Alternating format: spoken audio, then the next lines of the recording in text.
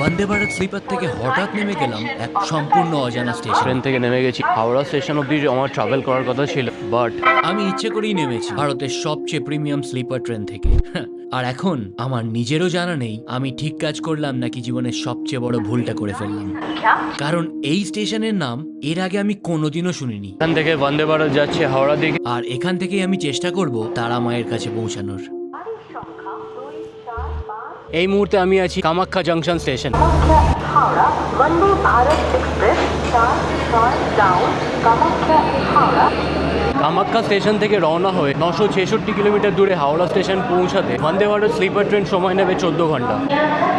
এটা হচ্ছে H1।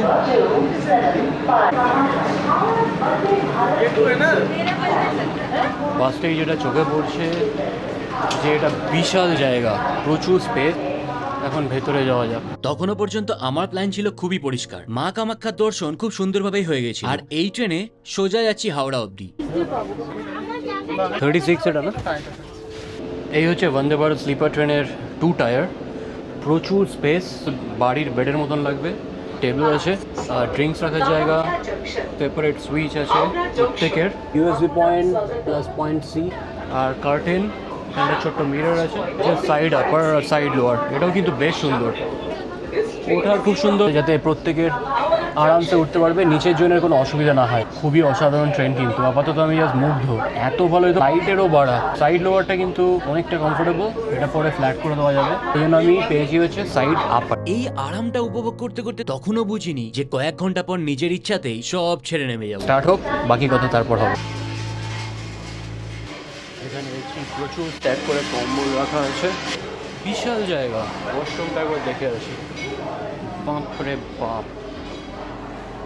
অসাধারণ ব্যবস্থা। কার্টেন লাগানো, শাওয়ারের, যদিও এটা মনে হচ্ছে ফার্স্ট ক্লাসের জন্য। বাকি এখানে একটা বেসিন আছে, সাধারণ ঝকঝক চকচক করছে চারিদিকে একদম। আমি কিন্তু বাথরুম দেখে ফুল খুশি হয়ে গেছি অলরেডি। এটা হচ্ছে এখানকার ফার্স্ট ক্লাস। ট্রেনটা যত ভালো লাগছিল, মাথার ভেতরে সেই চিন্তাটা তত জোরে জোরে ফিরে আসছিল। মনে হচ্ছিল যদি আজই আর একটা স্বপ্ন পূরণ হয়ে যায়। একটাই দেখলাম খুব, মাগও আছে, বিদেও আছে, কম্প্যাক্ট একটা বেসিক। খালি একটাই রিকোয়েস্ট, যখন আমরা ইউজ করব আমরা যেন এটা পরের জনের জন্য এরকমই রেখে যেতে পারি। ক্লিনলিনেস মেনটেন রাখার দায়িত্ব কিন্তু আমাদের। ট্রেনটা কিন্তু বাইরে থেকে দেখতে রীতিমতো একদম ঝকঝক চকচক করছে। গিরি হয়তো দরজা বন্ধ করে দেবে, আমি বাইরে থাকতে চাই না। যাওয়া যাক। কামাখ্যা ট্রেনের এখানেই আছে হচ্ছে এমার্জেন্সি টক ব্যাক ইউনিট। এটা প্রেস করে ছেড়ে দিলে কথা বলতে বানাতে পারবো, কোনো এমার্জেন্সি বা এনিথিং। दरवाजे बंद हो रहे हैं। সিরিয়াসলি দেখে কিন্তু বেশ ভালো লাগছে যে ইন্ডিয়ান রেলওয়ে এত সুন্দর হয়ে গেছে। বাকি বলতে বলতে অলরেডি ট্রেন স্টার্ট হয়ে গেছে। এখানে কিন্তু দেখার কোনো উপায় নেই যে বাইরে থেকে হাওয়া খাবেন বা ছেড়ে দেওয়ার সময় কিরম লাগছে সেগুলো অনুভব করার কোনো ব্যাপার নেই। কামাখ্যা স্টেশন থেকে আমরা ছেড়ে যাচ্ছি 6:15 সন্ধেবেলা, 26শে ফেব্রুয়ারি 2026। পুরো অস্ট্রেলিয়া ট্রেনের মতো এই ট্রেনের দরজা বন্ধ হলে তবেই ট্রেন চলবে। এগুলো দিয়ে গার্বেজ কম্প্যাক্ট করে দেওয়া যাবে। এটা দিয়ে इधर गर्म पानी निकाल रहे हैं, गर्म আচ্ছা, অটোমেটিক গরম পানি। এটা কি চায়ের জন্য? पानी। আচ্ছা আচ্ছা, করতে হবে না কিছু। কাজ কিন্তু অনেক সুবিধা হয়ে গেছে, কারণ এখানে গরম জল অটোমেটিক পাওয়া যায়। এখানে গার্বেজ, এটা কম্প্যাক্টার, এখানে দিয়ে শুধুমাত্র ব্যাটারি, বোতল, কাঁচের এগুলো না হলে বাকি খাবারের যে প্লেট ফেট আছে ওগুলো কিন্তু এখানে কম্প্যাক্ট করে দেওয়া যাবে। শেয়ার করতে হবে যাতে ট্রেনগুলো যেন এরম থাকে। দেখুন চারিদিকে পুরো ঝাঁ চকচকে। আমার পাশেই দেখছি বাচ্চাদের নিয়ে আছে, সিটের ওপর জুতো পরে দাপাচ্ছে। যে টেবিলটা আছে খাওয়ার জন্য তার উপর বসিয়ে দিয়েছে, দাঁড় করিয়ে দিয়েছে। এগুলো প্লিজ করা উচিত না। বাকি আরও প্যাসেঞ্জার আছে সেটাও ভাবা উচিত। Really proud to say that I am Indian. এত ভালো ট্রেন সিরিয়াসলি কোনোদিন এক্সপেক্ট করিনি। এগুলো হচ্ছে লিনেন রাখার জন্য, সব লিনেন স্টোরেজ এই ভর্তি চারিদিকে। বাকি এখানে একটা ছোট্ট জায়গা আছে ওদের রেস্ট নেওয়ার জায়গাও, প্লাস ওরা কম্বলগুলো এখানে রাখে। ওরাও বলছে যে ট্রেন খুবই ভালো, খালি প্যাসেঞ্জাররা নোংরা করে দেয়। নিজের চোখেই দেখতে পাচ্ছি। ফ্রিজ টাইপের বলতে পারেন, এটা হচ্ছে ডিপ ফ্রিজার। আর ট্রেন এতটাই চওড়া, রীতিমতন এখানে এখন ঘুরবেন ট্রেনে যেতে যেতে রীতিমতন হাঁটাহাঁটি করা যায়, এত স্পেস এখানে। এখানে অনেক জায়গা আছে। এই করিডোর দিয়ে হাঁটতে হাঁটতেই বারবার কিন্তু একই কথা ভাবছিলাম। বাইরে ট্রেনটা এগিয়ে চলছিল আর আমার মাথায় চলছিল অন্য এক যাত্রা। সিকিউরিটি কিন্তু এই ট্রেনে প্রচুর ভালো আছে। যত হাওড়ার দিকে এগোচ্ছিলাম তত মনে হচ্ছিল একটা সুযোগ হয়তো হাতছাড়া হয়ে যাচ্ছে। दंगिया जंक्शन स्टेशन पर पहुंचने वाली है। এই রুটটা কিন্তু ভারতের পূর্ব ও উত্তর পূর্ব ভারতের মধ্যে অন্যতম গুরুত্বপূর্ণ রেল সংযোগ। আপনাদের সমস্ত জিনিসপত্র নিতে ভুলবেন না। Passengers traveling in Vande Bharat sleeper. Any on-board service assistance, including petrol related. এই ট্রেনে কিন্তু বন্দে ভারতের মতন চা কফি বা স্ন্যাক্স ফেয়ারের সঙ্গে ইনক্লুডেড না, আলাদা পে করে তারপর কিনতে হবে। শেষ পর্যন্ত নিজেকেই বোঝালাম না, আজ কিন্তু আর কোনো পাগলামি নয়। Just open on left side.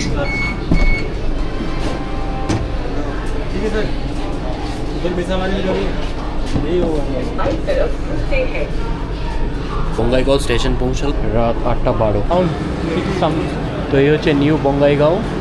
আমরা স্টেশনের বাইরে আছি, 2 মিনিট দাঁড়াবে এখানে ট্রেন। ভেতরে উঠে যাই, নাহলে বন্ধ হয়ে যাবে এখানে।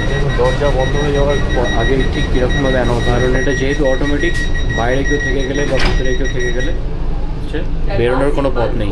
বাকি বাথরুমে ঢুকে ফ্রেশন আপ হয়ে গেছি, এবার ডিনারের পালা। তো আমি আপার বার্থে চলে এসেছি খাবার খাবো বলে। লোয়ার বার্থে ছিলাম কিন্তু কোনো টেবিল টাইপের কিছু নেই যে রেখে কোথাও খাওয়া যাবে, এটা একটা একটু অসুবিধে। বাকি এই হচ্ছে খাবার, হচ্ছে পরোটা আছে, আলু ব্র্যান্ডিং করেছে, বেঙ্গল অ্যান্ড আসাম রাইস, জিরা আছে অল্প, আলু আর বেগুনের ভাজা আছে, ডাল আছে যেটা দেখতে কিন্তু ভালো লাগছে, চিকেন চাপ টাইপের দেখতে লাগছে। এই ধরনের রাতের প্রিমিয়াম ট্রেনে খাবার ও যাত্রার অভিজ্ঞতা একটা বড় অংশ, কারণ লম্বা দূরত্বের যাত্রায় আরাম শুধু সিট দিয়ে হয় না, পুরো অভিজ্ঞতাটাই কিন্তু গুরুত্বপূর্ণ হয়ে যায়। এটা কিন্তু লাচ্ছা পরোটা, ঠান্ডা হয়ে গেলে একটু যদিও শক্ত হয়, সঙ্গে চিকেন চাপ ভালোই লাগছে। মিষ্টিটা কিন্তু দারুণ খেতে।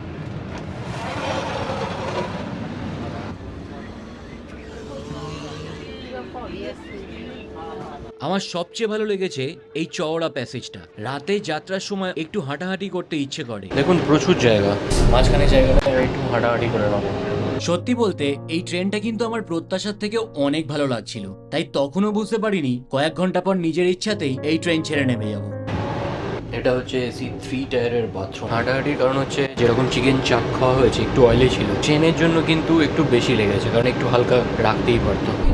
আগে বন্দে ভারত মানেই ছিল দিনের ট্রেন, আর এবার সেই অভিজ্ঞতাটাই রাতের যাত্রায়। বা এখানে পিলোগুলো কিন্তু বেশ কমফোর্টেবল, অনেক ডিফারেন্ট। একটা বেডশিট যেটা খুবই পরিষ্কার, বোঝা যাচ্ছে একদম নতুন। তার সঙ্গে দিয়েছে পিলো কভার, একটা হ্যান্ড টাওয়েল, আর এই যে নতুন ব্ল্যাঙ্কেট আছে তার জন্য একটা ব্ল্যাঙ্কেটের কভার। তোর এই যে ঠান্ডা মনে হচ্ছে কাজ চালিয়ে যাবে। न्यू अलीपुरद्वार स्टेशन पर पहुंचने वाली है। न्यू अलीपुरद्वार दरवाजे खुल रहे हैं। স্পেস কিন্তু এনাফ, ঠিকঠাক। প্রত্যেক স্টেশনে কিন্তু এখানে অ্যানাউন্সমেন্ট হচ্ছে যে 12:30 কিন্তু আধ ঘন্টা লেটে চলছে। আলুয়াবাড়ি রোড। আমি ডিসাইড করেছি যে আমি স্টেশনে নেমে যাবো। কিন্তু সকালে ঘুম ভাঙতেই সব কিছু বদলে গেল। Good morning. রাত্রিবেলা ঘুম বেশ ভালো হয়েছে, বাট আমি ডিসাইড করেছি যে আমি নেমে যাবো। পৌঁছানো যদিও কথা ছিল 5টার সময়, 5:15 দিকে আমরা পৌঁছাবো। অনুভাবে ঠিক ম্যানেজ করবো। নামবো নাকি থাকবো নিজেও নিশ্চিত ছিলাম না, কারণ একবার নেমে গেলে আর কিন্তু ফেরার উপায় থাকবে না।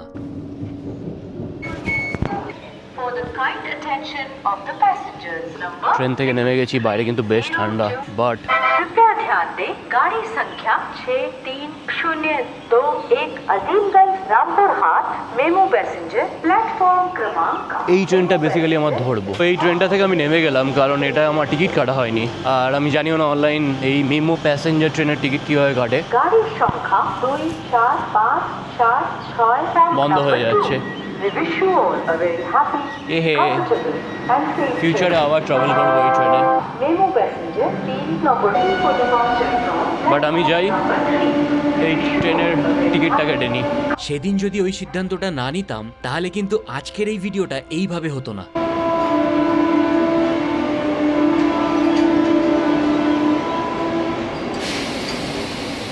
আর এদিকে এই ট্রেনও ছেড়ে দিয়েছে। এখান থেকে বন্দে ভারত যাচ্ছে হাওড়া দিকে, এখান থেকে আজিমগঞ্জ যাচ্ছে রামপুরহাটের দিকে। ট্রেনটা চলে যাচ্ছিল আর সঙ্গে নিয়ে যাচ্ছিল আমার সবচেয়ে নিরাপদ প্ল্যানটাকেও। তো জয় মা কামাখ্যা থেকে জয় মা তারা, জয় জয় তারা। আরও একটা নতুন যাত্রা শুরু। একটা রামপুরহাটের টিকিট দিন না। এরপরে কখন ট্রেন আছে? 6:15। হ্যাঁ দুটো খাগড়া ঘাট দেবেন।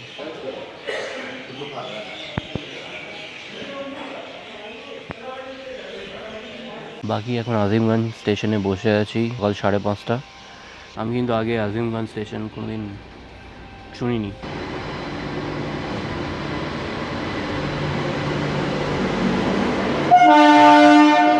মাঘ মেলা স্পেশাল, জানি না এটাতেই আমি যাবো কি না। তো আজিমগঞ্জ স্টেশন থেকে এখন যাত্রা করার টাইম হয়ে গেছে, যাওয়া যাক। সামনের পথটা যে কেমন হবে সত্যি বলতে আমার কোনো ধারণাই ছিল না। শুধু এটাই জানতাম এবার আর ফিরে যাওয়ার কোনো উপায় নেই। পুরো ট্রেন খালি, পুরো ট্রেনই আমার।